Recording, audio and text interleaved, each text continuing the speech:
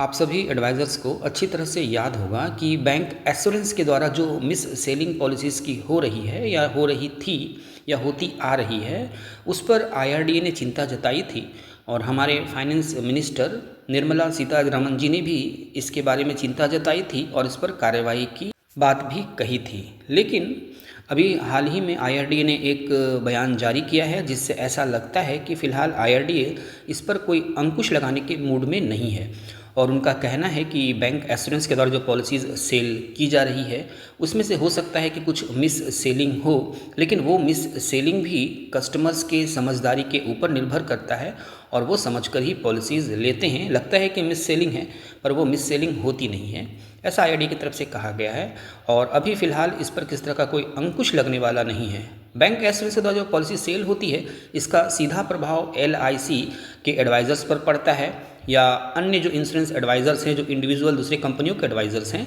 उन पर भी पड़ता है, क्योंकि जो इंडिविजुअल एडवाइज़र्स हैं वो डायरेक्ट पॉलिसीज़ सेल करते हैं कंपनी के बिहाफ पर, लेकिन जो बैंक है वो अलग अलग कंपनियों की पॉलिसीज़ अपने बैंक के द्वारा सेल कर देते हैं। क्योंकि कस्टमर्स डायरेक्ट बैंक में आते हैं, उनको समझाकर वो पॉलिसीज़ सेल करते हैं और बहुत बार टारगेट अचीव करना होता है उनको, ऊपर से उनको ऑर्डर होता है और इस कारण वो ऐसी पॉलिसीज़ भी सेल कर देते हैं जो उनको सेल करने की ज़रूरत नहीं होती या कस्टमर्स को उसकी रिक्वायरमेंट नहीं होती।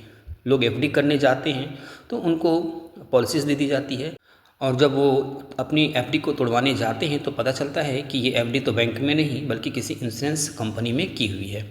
तो इस तरह से मिस सेलिंग हो रही है, लेकिन अगर कस्टमर्स को बताकर की जाए तो वो मिस सेलिंग नहीं कहलाएगी।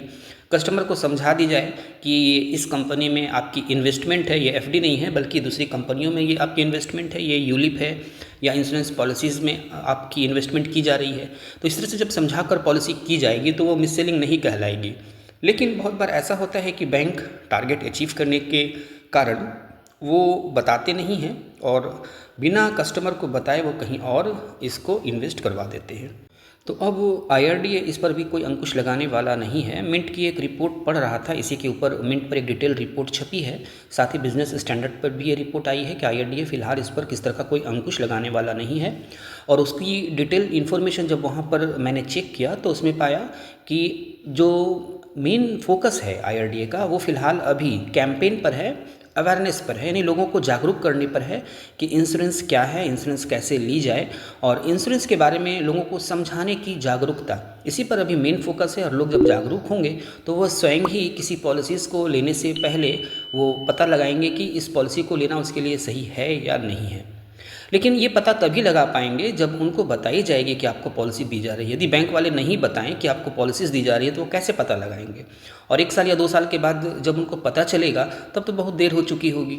तो इसलिए अवेयरनेस तो ज़रूरी है, आईआरडीए का ये कदम भी सही है कि अवेयरनेस ज़रूरी है और जब अवेयरनेस आएगी तो वो पॉलिसीज़ सोच समझ कर लेंगे, फिर मिस सेलिंग स्वयं ही नहीं होगी। लेकिन बैंकों को भी अंकुश लगाने की आवश्यकता है कि वो कस्टमर्स को समझाएं, दिखाएं कि आपको पॉलिसीज़ सेल की जा रही है, कि इस कंपनी की कौन सी इंश्योरेंस पॉलिसी है, उसके बाद ही वो सेल करें।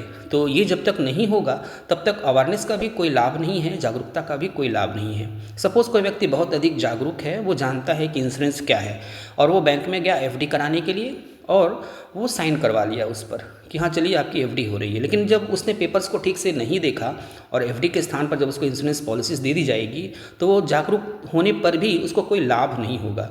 हाँ, यदि वो पेपर्स को ठीक से पढ़ता है, समझता है कि हाँ इस पेपर में क्या लिखी हुई है, लेकिन उतने डिटेल्ड पेपर्स को हर किसी के पास पढ़ने का समय नहीं होता या फिर वो ध्यान नहीं देता, वो भरोसा करता है कि चलो बैंक में आया हूँ वहाँ एफडी ही होगा। लेकिन एफडी के स्थान पर जब इंश्योरेंस पॉलिसीज़ दे दी जाएगी तो जागरूक होने पर भी कोई लाभ नहीं होगा। तो जागरूकता ज़रूरी है, अवेयरनेस ज़रूरी है, लेकिन साथ ही यह भी ज़रूरी है कि मिस सेलिंग पर अंकुश लगाई जाए, चाहे वो बैंक के द्वारा हो या किसी भी इंडिविजुअल एजेंट के द्वारा हो।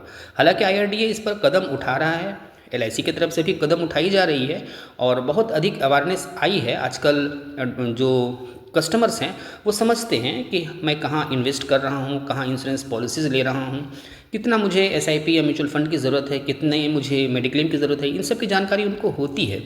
और जो एक अच्छे एडवाइज़र होते हैं तो वो इन सब चीज़ की जानकारी कस्टमर को देता है कि आपको कितनी इंश्योरेंस की आवश्यकता है, कितनी आपको एसआईपी म्यूचुअल फंड की आवश्यकता है, कितनी आपको मेडिक्लेम की आवश्यकता है। और एक बैलेंस बनाकर जब एडवाइज़र उनको ये इन्वेस्टमेंट करवाते हैं तो वो एक लॉयल कस्टमर बन जाता है उस एडवाइज़र का, और फ्यूचर में कभी भी किसी तरह का भी इन्वेस्टमेंट होना हो तो वो उसी एजेंट को, उसी एडवाइज़र को याद करता है।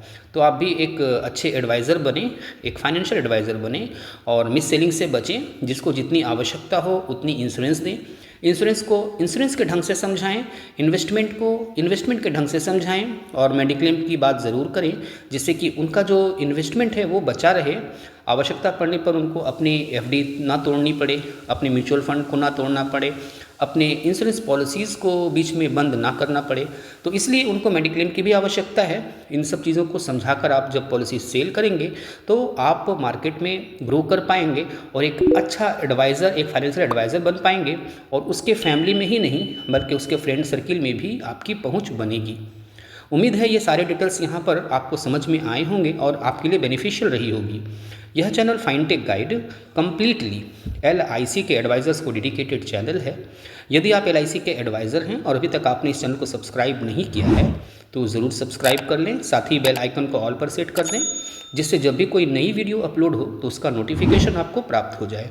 साथ ही इसके प्लेलिस्ट को भी आप ज़रूर फॉलो करें। जब आप इसके प्लेलिस्ट को फॉलो करेंगे तो वहाँ देखेंगे अलग अलग ग्रुप्स में आपके लिए उपयोगी वीडियोज़ हैं। वो ऐसी वीडियोज़ हैं जो आपको इंश्योरेंस इंडस्ट्री में आगे बढ़ने में आपकी सहायता करेगी, आपको एक बढ़िया फाइनेंशियल एडवाइज़र बनने में आपकी सहायता करेगी, क्योंकि वहाँ पर ऑनलाइन काम करना सिखाई गई है।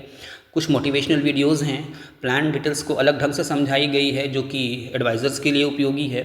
वहाँ पे एजेंट पोर्टल से रिलेटेड है, अनंता से रिलेटेड वीडियोज़ हैं। ये सारी वीडियोज़ वहाँ अलग अलग ग्रुप्स में बांट कर रखी गई है जो आपके लिए बहुत ही उपयोगी है।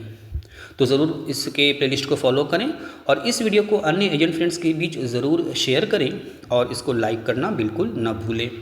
Thank you.